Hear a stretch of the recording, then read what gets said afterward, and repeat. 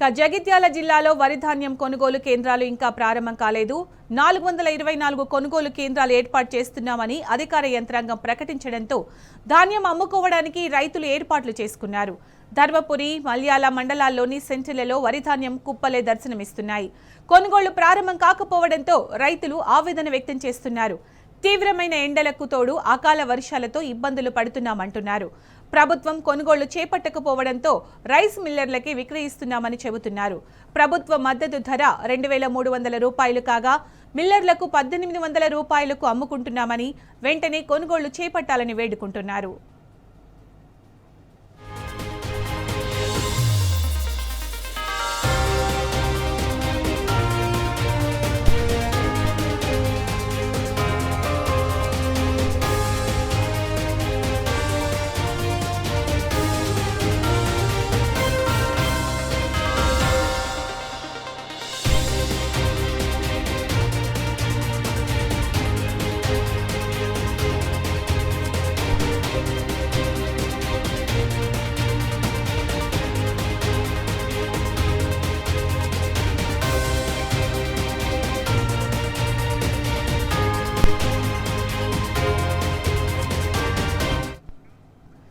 జగిత్యాల జిల్లాలో వరి ధాన్యం కొనుగోలు కేంద్రాలు ఇంకా ప్రారంభం కాలేదు. 424 కొనుగోలు కేంద్రాలు ఏర్పాటు చేస్తున్నామని అధికార యంత్రాంగం ప్రకటించడంతో ధాన్యం అమ్ముకోవడానికి రైతులు ఏర్పాట్లు చేసుకున్నారు. అయినప్పటికీ ఎలాంటి ఏర్పాట్లు కనిపించడం లేదని చెప్తున్నారు. దీనికి సంబంధించిన పూర్తి సమాచారం మా ప్రతినిధి సందీప్ అందిస్తారు. సందీప్, ధాన్యం కొనుగోలు కేంద్రాలు ఇంకా ప్రారంభం కాలేదని రైతులు చెప్తున్నారు. దాంతో తక్కువ రేట్లకి మిల్లర్లకు అమ్ముకోవాల్సి వస్తుందని చెప్పి కూడా వాళ్ళు అంటున్నారు.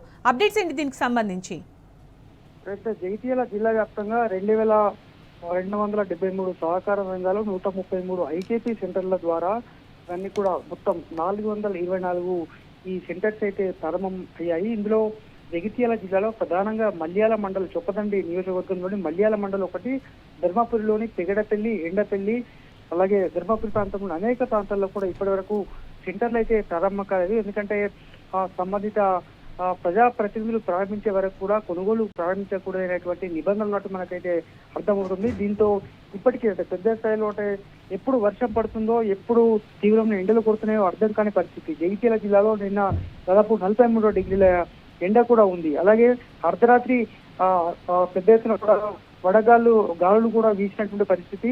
కొన్ని చోట్ల వర్షాలు కూడా పడ్డాయి. మరి ఈ క్రమంలో రైతన్న ఏ టైంకు లేవాల్సి ఉంది, ఏ టైంకు ఇప్పటివరకే పంటనే కాపాడుకుంటున్నటువంటి సందర్భంలో ఇప్పుడు కొన్నటువంటి ఏదైతే కొనుగోలు కేంద్రానికి తీసుకొచ్చినటువంటి పంటను కూడా కాపాడుకునే పరిస్థితి నెలకొంది. దీంతో ఇప్పటికే మల్యాల మండలంలో కావచ్చు, అలాగే ఇటు ఎండపల్లి, ధర్మపురి, అలాగే పెగడపల్లి ప్రాంతాల్లో కూడా పెద్ద ఎత్తున ధాన్యం ఇప్పటికే కొనుగోలు సెంటర్లకైతే చేరుకున్నాయి.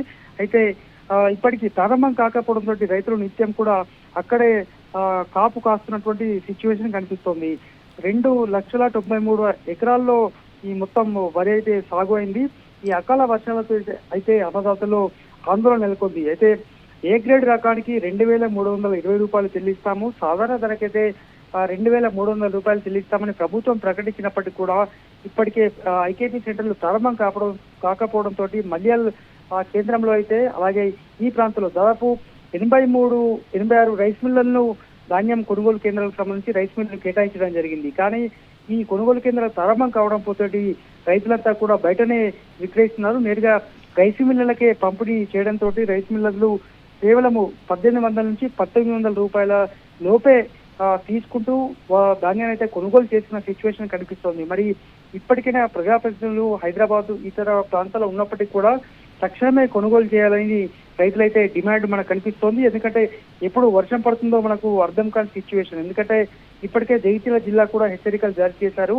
రానున్న మరో 2 రోజులు కూడా భారీ ఎత్తున వర్షాలు వాతావరణ శాఖ హెచ్చరించిన నేపథ్యంలో తక్షణమే తమ పంటలు కొనుగోలు చేయాలి. అలాగే ఈ ప్యాడీ ప్రొక్యూర్మెంట్ కి సంబంధించి పూర్తి స్థాయిలో ఇప్పటికే తామంతా కూడా సిద్ధపడి వరిధాన్యాన్ని కుప్పలుగా రాశులుగా పోసినటువంటి సిచ్యువేషన్ అయితే మనకు జిల్లా వ్యాప్తంగా అనేక ప్రాంతాల్లో కనిపిస్తోంది. అంటే కొన్ని చోట్ల ప్రారంభమైనప్పటికీ కూడా మరికొన్ని చోట్ల ప్రారంభం కావాల్సి, మెజార్టీ ప్రాంతాల్లో ప్రారంభం కావాల్సి ఉంది. మరి అధికారులు సందీప్ ఇంకా రావు ఎప్పుడు మీరు ప్రారంభిస్తారో చెప్తున్నట్టుగా చూడాలి. అంటే రైతులు చెప్తున్నట్టుగా అకాల వర్షానికి ఇప్పటికే వాళ్ళు చాలా నష్టపోయారు.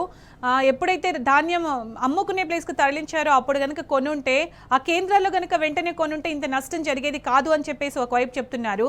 ఇంకోవైపు పంట పొలాలలో ఉన్న పంట వర్షానికి మొత్తం అంతా కిందకి రాలి ధాన్యం కుప్పలుగా కనిపిస్తోంది. ఈ సిచ్యుయేషన్లో వర్షాలు పడితే ఇంకా తీవ్ర నష్టం రైతులకు జరిగే అవకాశం ఉన్న నేపథ్యంలో ఇంకా ఎక్కువ ప్లేస్ అంటే కొనుగోలు కేంద్రాలు ఎందుకు ప్రారంభం కాలేదు, ఎందుకు కొనట్లేదు, అధికారులు ఎందుకు ఇంత అలసత్వంగా ఉన్నారు? ఖచ్చితంగా జగిత్యాల జిల్లాలో దిగుబడి అంచనా 6,50,000 మెట్రిక్ టన్నులు అంచనా వేశారు. సేకరణ అంచనా మాత్రం 55,50,000 మెట్రిక్ టన్నులు రావాల్సి ఉందని కూడా అధికారులు ఇప్పటికే భావించి అందుకు తగ్గ ఏర్పాట్లు చేసినప్పటికీ కూడా మెజార్టీ ప్రాంతాల్లో అయితే ఈ ఐకేపీ సెంటర్లు ప్రారంభం కాలేవు. ఎందుకంటే ఉన్నతాధికారులు ప్రారంభించాల్సి ఉంది. అంటే ఉదాహరణకు ధర్మపురి నియోజకవర్గం చూస్తే అక్కడ ప్రభుత్వ విప్గా పప్పుల మన అడ్లూరి లక్ష్మణ్ కుమార్ అయితే కొనసాగుతున్నారు. వారు ప్రారంభించిన తర్వాతనే మిగతా చోట్ల కూడా ప్రారంభం కావాల్సి ఉంది. అలాగే ఇటు మల్యాల విషయానికి వస్తే చొప్పదండి ఎమ్మెల్యే మేడిపల్లి సత్యం ఉన్నారు.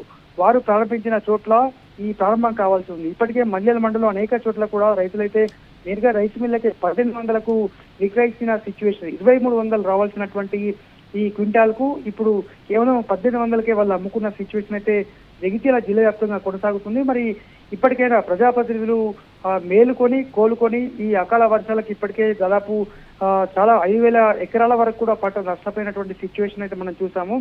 ఇటు వరితో పాటు నువ్వులు, ఇతర నువ్వుల పంటతో పాటు ఇంకా చెరకు, రకరకాల పంటలు అయితే నష్టపోయారు. కానీ తక్షణమే అధికారులు కలగజేసుకుని రాజకీయ ప్రజాప్రతినిధులు వీరంతా కూడా తక్షణమే ప్రారంభిస్తే రేపటి నుంచి అయినా రైతులకు న్యాయం జరిగే అవకాశం అయితే స్పష్టంగా కనిపిస్తోంది. Sunitha. Right Sandeep, thank you.